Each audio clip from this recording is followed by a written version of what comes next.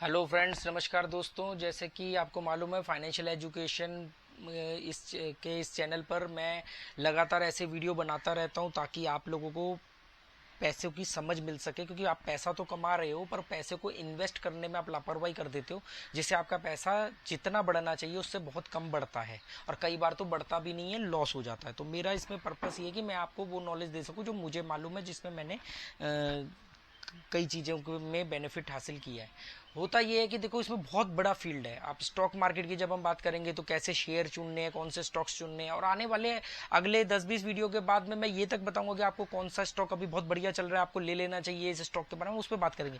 पर तब तक जैसे होता है ना कि नर्सरी, एलकेजी, यूकेजी, फर्स्ट, तो वो चीज़ें चल रही हैं। आपको पहले मालूम होना चाहिए एक्टिव इनकम, पैसिव इनकम क्या है। तो मैंने वीडियो बनाया, आप देख लेना। ESBI क्या होता है, employ, self employ, businessman, investor, आपको क्या बनना चाहिए देख लेना। आपको लग्जरी बुढ़ापा चाहिए या एक सुरक्षित बुढ़ापा चाहिए, सेफ बुढ़ापा चाहिए, वो आप वीडियो देख लेना। आपको अपना घर क्यों नहीं खरीदना चाहिए वो देख लेना। किराए के घर के क्या फायदे होते हैं वो देख लेना। एक वीडियो में बनाऊंगा कि अपना घर किन कंडीशंस में खरीदा जाना चाहिए, तो वो चीज़ें होंगी आप। तो ये सब चीज़ें हैं। आज के वीडियो में मैं बात करूंगा, कई एक दो सवाल आए थे कि भी SIP के थ्रू म्यूचुअल फंड को खरीदे या वन शॉट में खरीदे। वन शॉट का मतलब होता है कि म्यूचुअल फंड जैसे वन टाइम खरीदा जा सकता है, कि जैसे 1,000 रुपये का आपने खरीद लिया, 5,000 का खरीद लिया, ठीक है, और आपके ऊपर कोई लाइबिलिटी नहीं, आपने खरीद लिया 5,000 का, ठीक है जी। अगली बार फिर पैसे आए, आपने फिर 5,000 का खरीद लिया, 3,000 का खरीद लिया, 2,000 का खरीद लिया। ऑप्शन होता है कि ये मिनिमम 1,000 का यूनिट मिलेगा, किसी का मिनिमम 5,000 का होता है, किसी का मिनिमम 3,000 का होता है। मिनिमम 5,000 का होता है। जितने ज़्यादा safe, secure, tax saving fund होते हैं ये सबके 5,000 होते हैं। कुछ के 1,000 भी होते हैं। तो ये आ जाता है वहाँ पर। आप जब भी किसी ऐप वगैरह के थ्रू जब फंड खरीदोगे, एक तो कोई भी चीज़ खरीदो, कोई भी स्टॉक खरीदो, फंड खरीदो, हमेशा डायरेक्ट खरीदना। डायरेक्ट आजकल ऐप आते हैं, बड़े बड़े ऐप है, अच्छे ऐप है, जेन्युइन ऐप है, तो आप उनके थ्रू खरीद सकते हो, ठीक है। डायरेक्ट खरीदो। डायरेक्ट खरीदने में क्या होता है कि आपको बीच में कमीशन कम से कम देनी पड़ती है। तो म्यूचुअल फंड में क्या होता है कि सवाल ये था कि भी इसको SIP के थ्रू खरीदना ज़्यादा बेनिफिशियल रहेगा या वन टाइम में।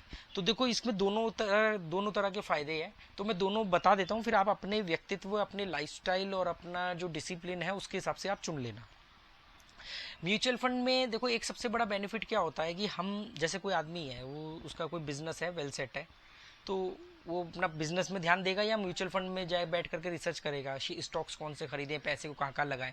तो म्यूचुअल फंड्स वालों के पास अपने एक्सपर्ट होते हैं। आपने अच्छे म्यूचुअल फंड्स खरीदे, वो अच्छे रिटर्न देते हैं, वो सब करते हैं, ठीक है। तो आपकी एक टेंशन खत्म हो जाती है। म्यूचुअल फंड का ये फायदा है, ठीक है। या किसी गवर्नमेंट जॉब है, सुरक्षित, सब कुछ सुरक्षित है, अब उसको पैसा निवेश करना है, तो वो आदमी कहता है यार चलो यार, इधर थोड़ा कम भी मिल जाएगा, सेफ मिलता रहेगा, चलता रहेगा लॉन्ग टर्म के लिए। हर इन्वेस्टमेंट जितनी लॉन्ग टर्म के लिए होगी उतना ज़्यादा फायदा देगी, क्योंकि कंपाउंड इफेक्ट जो होता है वो लॉन्ग टर्म पे ही काम करता है। तो जो वन टाइम किन के लिए फायदेमंद रहेगा? वन टाइम उन लोगों के लिए होता है जो लोग अपने काम में दिन रात बिजी हैं और एक्टिव इनकम में हैं। अगर वो जरा सा भी उन्होंने ध्यान हटा या तो उनको दिक्कत आएगी, या उनकी जो इनकम है वो परमानेंट नहीं है। किसी महीने बहुत अच्छी है, किसी महीने कम है, किसी महीने बहुत ज़्यादा पैसा आ गया, किसी महीने बिल्कुल कम आया या नहीं आया, उधार ले लेकर के काम चलाना पड़ रहा है। इन जैसे लोगों के लिए, जिनमें डिसिप्लिन नहीं है, इन जैसे लोगों के लिए जो सबसे बेनिफिशियल वाला जो काम रहेगा, तरीका, वो रहेगा वन टाइम इन्वेस्टमेंट।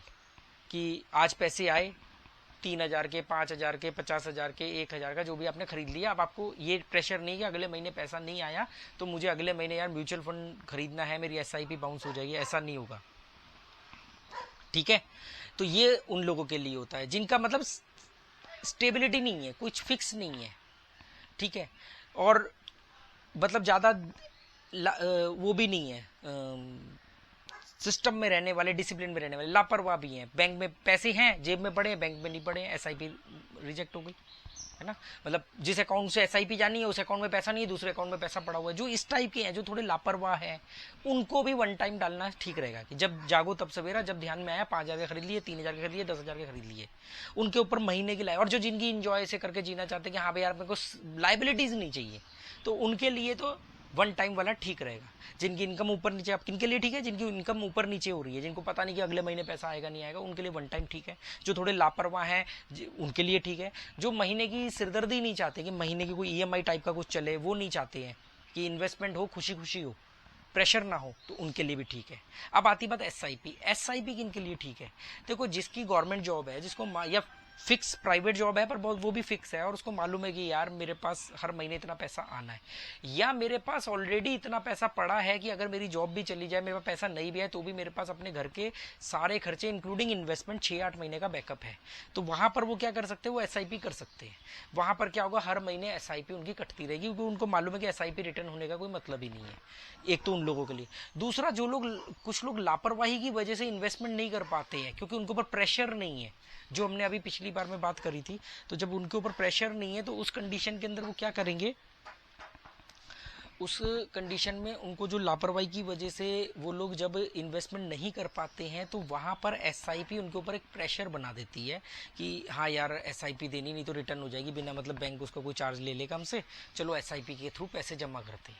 मतलब जिन जो वहाँ पर लापरवाही वाले के लिए भी वन टाइम ठीक था, यहाँ पर लापरवाही वालों के लिए एसआईपी भी ठीक है। जो जिम्मेदार बनना चाहते हैं, अपनी लापरवाही से परेशान है, तो उनके लिए एसआईपी ठीक है। अब आती है बेनिफिट किसका है। देखो बेनिफिट दोनों ही दे सकते हैं। कैसे? एसआईपी का एक बेनिफिट आपको ज्यादातर अर्थशास्त्री ये गिनवाएंगे कि देखो एसआईपी आप हर महीने खरीदते हो और लगातार आपने मान लो 3 साल के लिए एसआईपी कर दी। अब 3 साल में मार्केट, यहाँ ग्राफ में समझ लेते हैं, अब मान लो ये शेयर मार्केट का ग्राफ है, स्टॉक मार्केट, इक्विटी या कोई भी चीज है, ये ऊपर नीचे आपने देखा होगा ग्राफ ऐसे होते हैं, ऐसे होते हैं, फिर नीचे आ गया, ऊपर चल गया, ऐसे होते हैं ग्राफ। इतने नीचे तो बहुत एक्सेप्शन केस होते हैं, जब मंदी आती है तभी होते हैं। नॉर्मली ग्राफ, ये भी मैंने बहुत ज्यादा वाला बना दिया है, एक्चुअली में ग्राफ तो ऐसे चलते हैं, ऐसे चलते हैं ग्राफ, ठीक है। तो एसआईपी का फायदा जो गिनवाते हैं कि मान लो ये यूनिट यहाँ पर है, मान लेते हैं ये यूनिट 1 रुपए का है और आपने यहां पर एसआईपी शुरू करी और ये 3 साल है, ये 2 साल है, ये साल है सब, ठीक है। अब यहाँ पे आपने एसआईपी खरीदी, शुरू कर दी, तो ये इस महीने 1 रुपए का यूनिट लेगा, यहां पर यूनिट नीचे गिरा, ये यहां पर भी खरीदेगा, ये यहाँ पर भी खरीदेगा, ये यहाँ पर भी खरीदेगा, ये यहाँ पर भी खरीदेगा, ये यहाँ पर भी खरीदेगा, यहाँ पर ये यूनिट मान लेते 3 रुपए का हो गया तो 3 रुपए का भी खरीदेगा, फिर ये नीचे आ गया ये खरीदेगा। मतलब वो ये कहते हैं आपको कि एसआईपी के आपका फायदा ये है कि मार्केट जब गिरेगी तो वो तब भी सस्ते रेट में खरीदेगा। अब आपका यहाँ पर जो यूनिट 1 रुपए का है और आपने 1000 रुपए की एसआईपी कर रखी है, 1000 रुपए की, तो 1000 रुपए में एक यूनिट मतलब 1000 आएंगे।